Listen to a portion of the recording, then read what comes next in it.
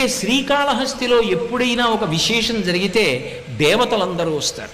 నేను మీతో ఒక మాట చెప్పాలి అంటే, ఎక్కడైనా గిరి ప్రదక్షిణం చేశారనుకోండి, గిరి ప్రదక్షిణం చేస్తే దాన్ని గిరి ప్రదక్షిణ క్షేత్రం అని పిలుస్తారు. ఎందుకంటే కొండ స్థూల శివుడు అని గుర్తు. కొండ స్థూల శివుడుగా ఉన్నాడని ప్రమాణం ఉంటేనే గిరి ప్రదక్షిణం, అంతేగాని కొండకి దారి ఉందని చేయకూడదు. ఆ కొండ స్థూల శివుడని ప్రమాణం ఉన్నదా ఎక్కడైనా పురాణంలో? ఈ కొండంతా శివుడే అని చెప్పవచ్చా? చెయ్యొచ్చు. అరుణాచలం స్థూల శివుడు, గిరి ప్రదక్షిణం ఉంది. శ్రీకాళహస్తి స్థూల శివుడు, గిరి ప్రదక్షిణం చెయ్యొచ్చు. కోటప్ప కొండ త్రికూటం, 3 శిఖరములతో ఉంటుంది. బ్రహ్మశిఖరం, విష్ణు శిఖరం, రుద్రశిఖరం, ముగ్గురు కాబట్టి ప్రదక్షిణం చెయ్యొచ్చు.